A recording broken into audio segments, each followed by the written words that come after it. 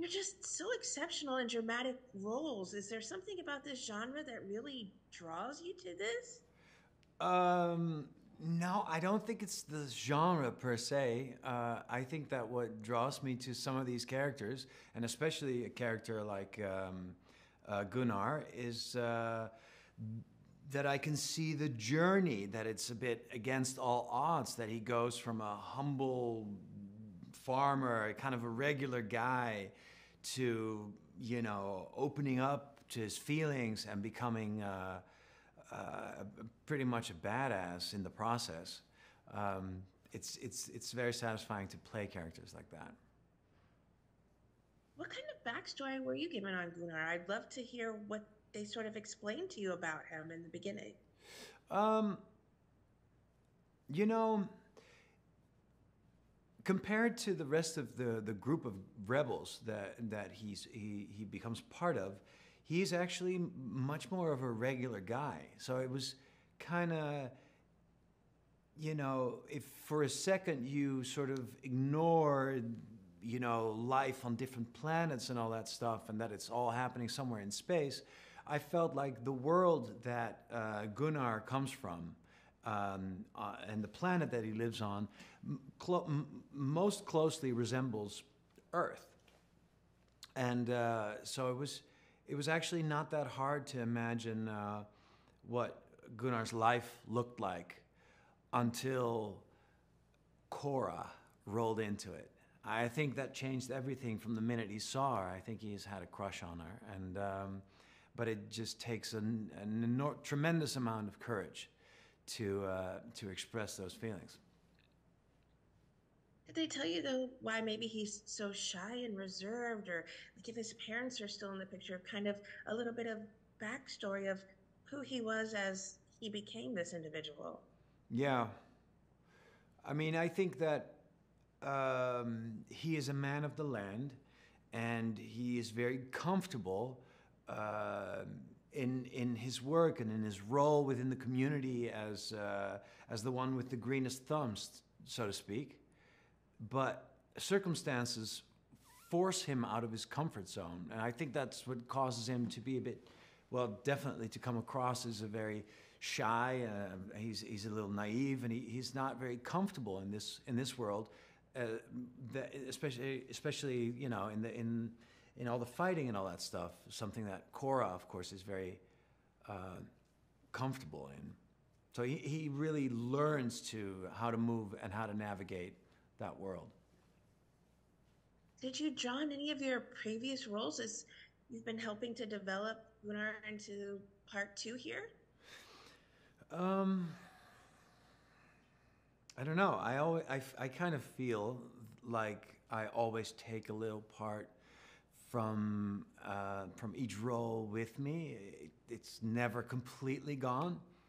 But then again, it's also, of course, we also draw on our own experiences a lot when we're playing. So I'm pretty sure I drew on past experiences. Yeah, for sure.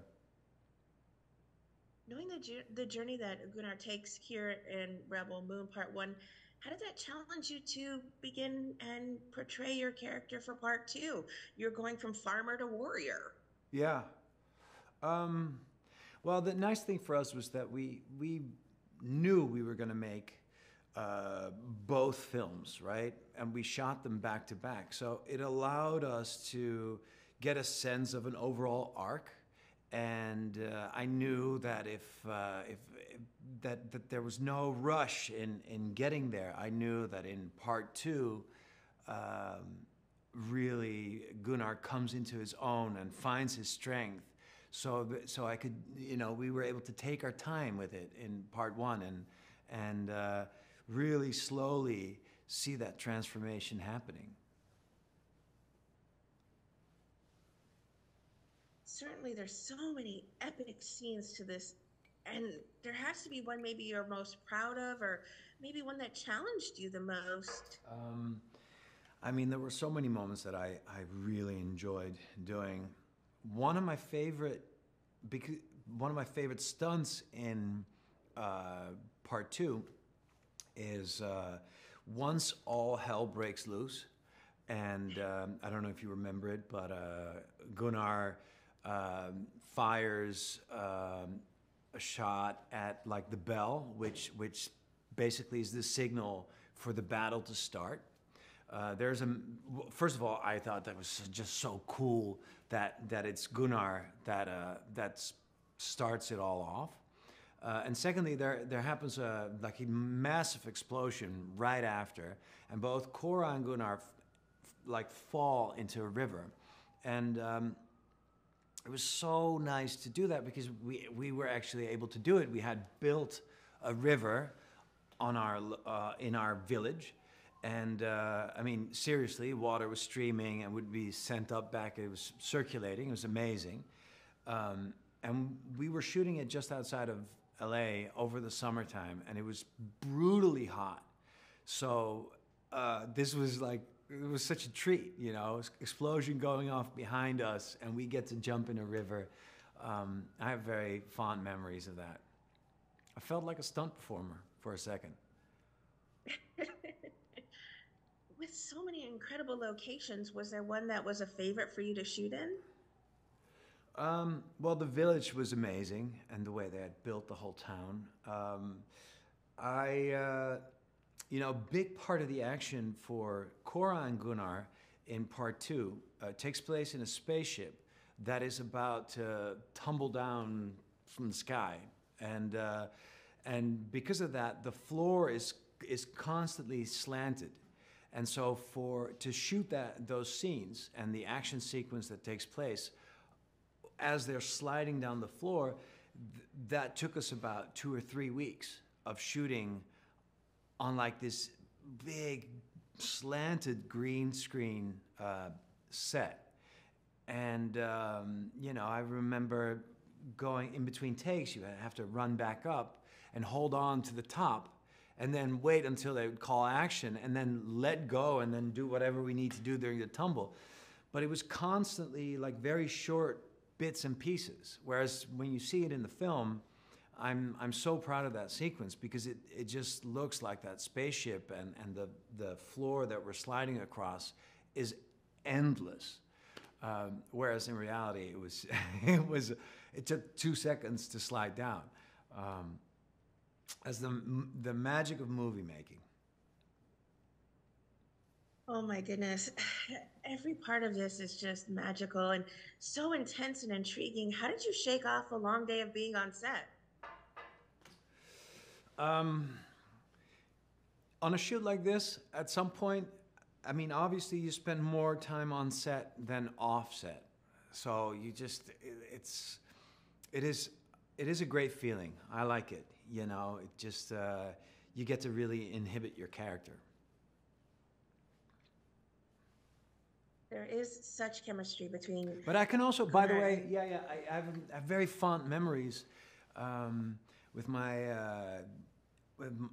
driver Alex for this entire shoot, 8 months long. Every morning, we would listen to jazz, and every night at the end of the day, we would listen to like heavy blues. So that's how we shook it off. Yeah, that's what we did. That's a great way to decompress. Music. Yeah. Well, Yeah, truly is a way to slip out of that and just sort of, you know, be yourself again. We went to so I guess in the morning it's like 67 jazz on Sirius XM, and then at night it was B.B. King's Bluesville, which is channel 75 on Sirius XM. Just a little shout out there. For those interested in jazz and sad blues.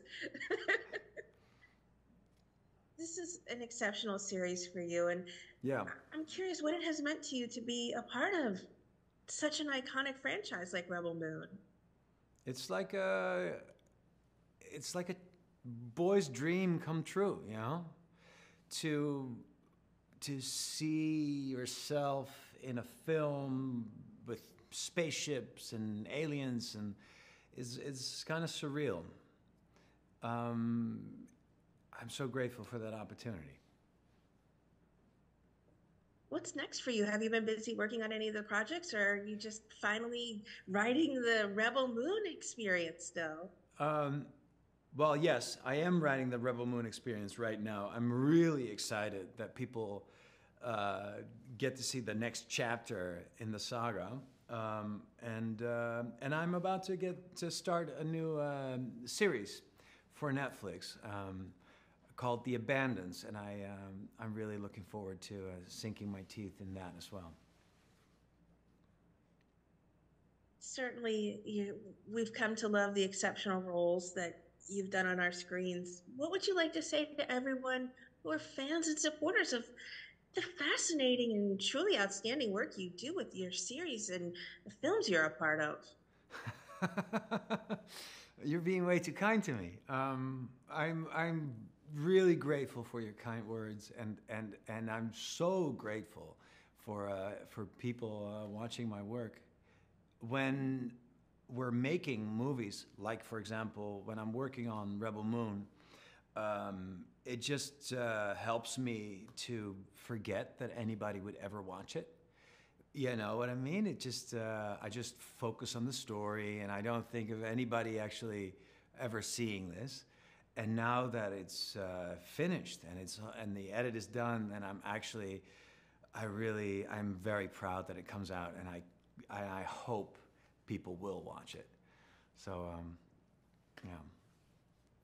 I mean, from Game of Thrones to Flight Attendant to Rebel Moon, it must mean so much to you to be a part of such incredible franchises and that people seek you out for these fascinating and in-depth roles. Absolutely, and it's also really such an honor to be part of something like Rebel Moon that is hopefully gonna have a lot more offspring, and to be able to be at the start of part of the start of that, of the birth of that universe, is incredible.